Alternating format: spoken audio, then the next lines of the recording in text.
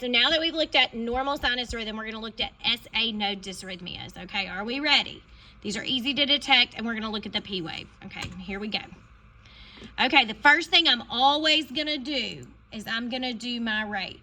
Okay, here we go. Let's count it.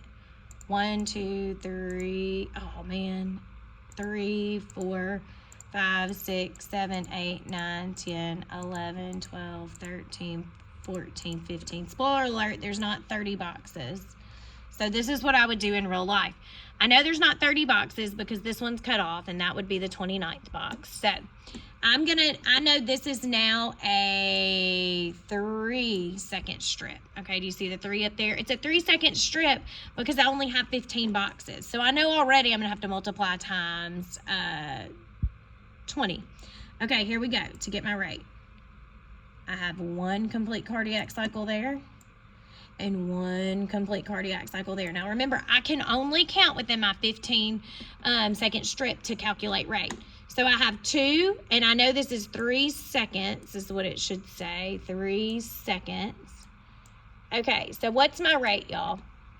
I have 2 beats in 3 seconds. So 3 seconds, I would have to multiply by 20 to get to 60 seconds. So now I'm going to multiply this by 20, and my heart rate is going to be 40 beats per minute. Now what we're going to do in our head, and this is how I do when I analyze rhythm strips, I'm going to put a big X, and I'm going to draw a down arrow. That's what I would do. This is not normal, and it's low. Okay, now what do I have to do next? You are right. If you guessed P wave, analyzing, that's what we're going to have to do. So I'm going to look at my P waves here. Now look, I only counted the first 2 for my rate, but I have to look at the entire strip. Okay, so I have to analyze everything, but I've only counted 2 because I have to count my boxes. Okay, there we go. When I look at P waves, I'm making sure they're positively deflected and they're regular, and they are here, so we are good. So I'm going to go over here and I'm going to write P, and we're just going to give it a little check mark, okay, because they're right.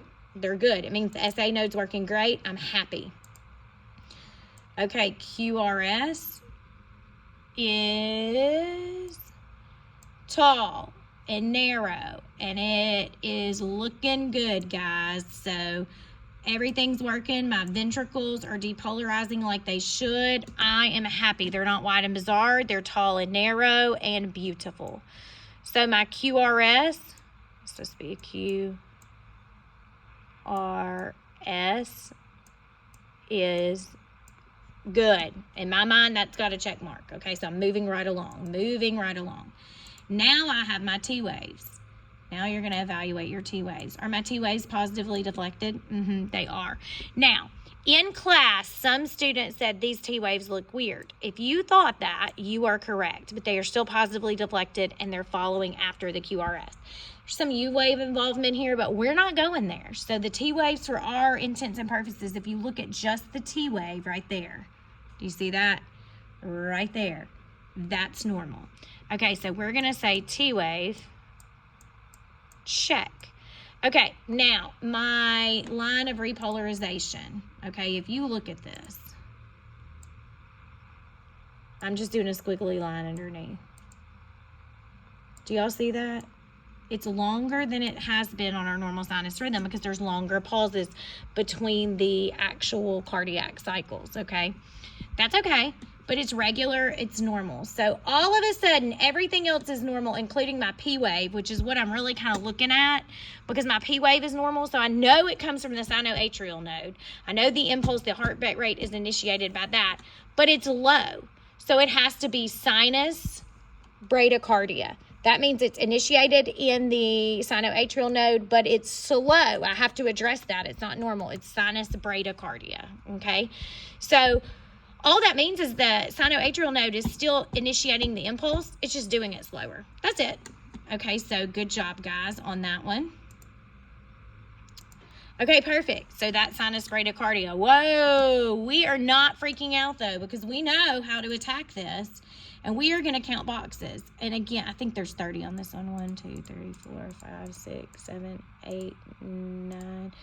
11, 12, 13, 14, 15, 16, 17, 18, 19, 20, 21, 22, 23, 24, 25, 27, 28, 29. Oh no. Okay, so there's our 15 mark.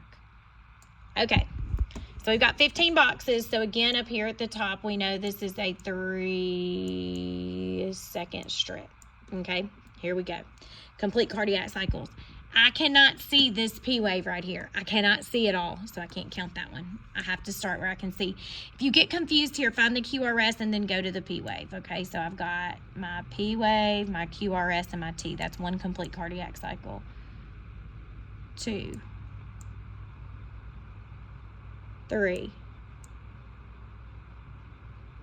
4, 5. Ooh, that one barely fit in there, but it did. 6. Okay, so I know it's a 3-second strip and I've got 6 beats in 3 seconds. Well, that's not how we chart that or report that or verbalize that.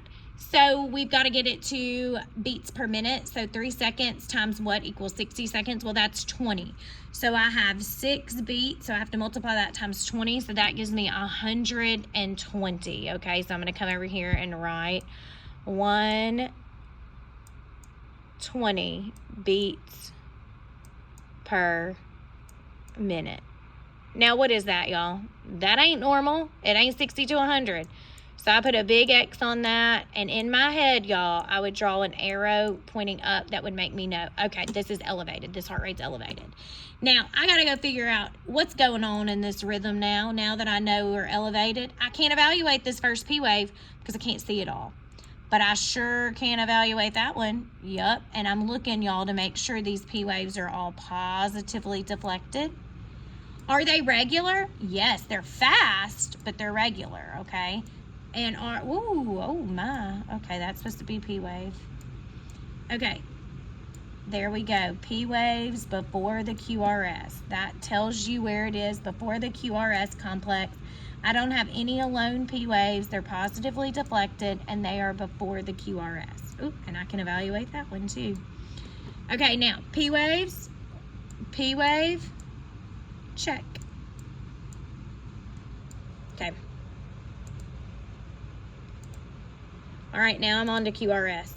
I know this seems redundant, but there is a purpose because right now these are easier strips.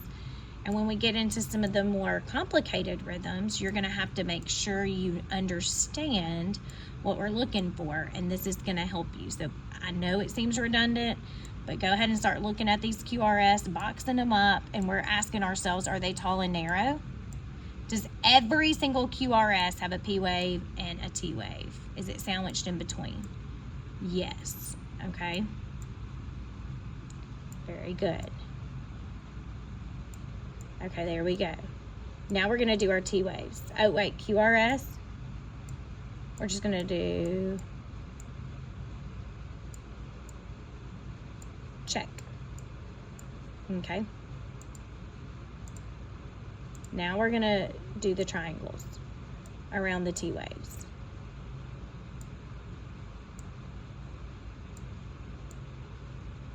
Okay, now what am I looking for at my T waves? Do they follow the QRS? They do here. They're very close to the P wave, but that's okay. It just means I don't have as long of a repolarization line, which we kind of need that one, you know? Kinda, yeah, because it's so fast. Okay, T wave, check. Okay, so guys, when I look over here, P wave check, so I know it comes from the sinoatrial node because it's positively deflected. QRS, tall and narrow, we're good. T wave, positively deflected, I know we're good.